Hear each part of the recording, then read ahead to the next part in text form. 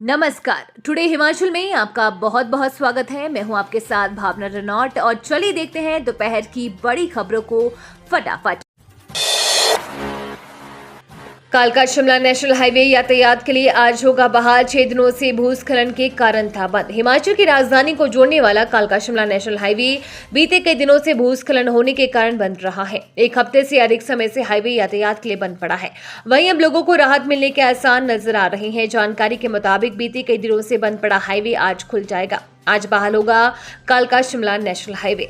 कालका Shimla national highway पर आज यातायात बहाल हो जाएगा। चक्की मोड़ के समीप मलबे को हटाए जाने का कार्य लगभग पूरा किया जा चुका है। दावा किया जा रहा है कि दोपहर तक हाईवे को छोटे वाहनों के लिए खोल दिया जाएगा। बुधवार को कालका शिमला राष्ट्रीय उच्च मार्ग पर भूस्खलन हो गया था।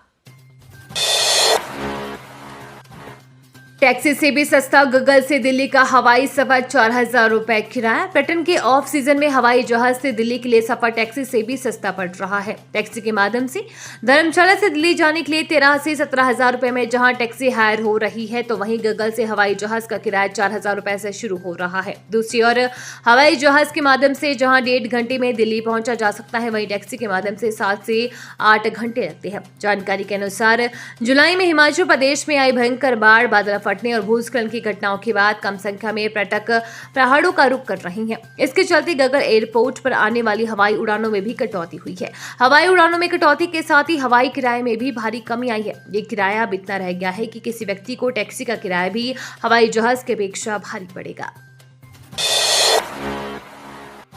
मानसून से राहत, 13 तक बारिश तो होगी लेकिन अलर्ट नहीं। 40 दिनों की अवधि में राज्य में मानसून की बारिश द्वारा मचाई तबाही के बाद अब मानसून राहत देगा। मौसम विभाग के अनुसार 7 अगस्त की सुबह तक भारी बारिश हुई है, लेकिन आगामी दिनों में छिटपुट वर्षा होगी और किसी प्रकार का अलर्ट नहीं रहेगा। 13 अगस्त तक वर्षा तो होगी लेकिन कोई अलर्ट जारी नहीं किया गया है। राज्य में पिछले 24 घंटों में कुछ स्थानों पर हल्की से मध्यम वर्षा हुई है और न्यूनतम व अधिकतम तापमान में कोई बदलाव नहीं हुआ है। भूस्खलन के कारण कालका शिमला राष्ट्रीय राजमार्ग बंद हो गया है। ओलिंदा बिलासपुर में 18, नैना देवी में 16, बीबीएमबी में 16, सरहाली में 12, काहू में 5, नादौन में 3, धर्मशाला में 3, नगरोटा सूरिया में 3, अर्की में 3, अंब में 3, अघार में 3, कसौली में 3 सेंटीमीटर वर्षा हुई है। ऊना में अधिकतम तापमान 34.6 डिग्री, केलांग में न्यूनतम तापमान 11.5 डिग्री, राजधानी शिमला में अधिकतम तापमान 23.7 डिग्री रहा है।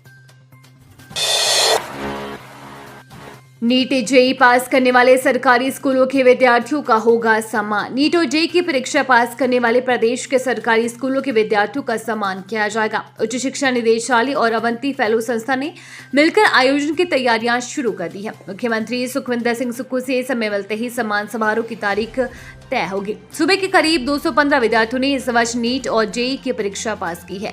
नीट और जेईई की परीक्षा पास करने वाले प्रदेश के सरकारी स्कूलों के विद्यार्थियों के सम्मान में अभिनंदन समारोह करने का फैसला लिया गया है। समारोह में मेधावी विद्यार्थियों और उनके अभिभावकों को शिमला में बुलाया जाएगा।